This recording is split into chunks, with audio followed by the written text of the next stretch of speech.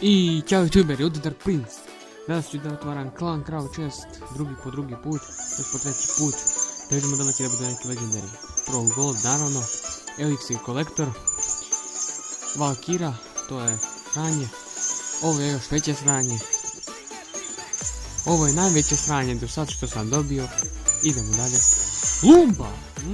Dobro, Goblin Gun i...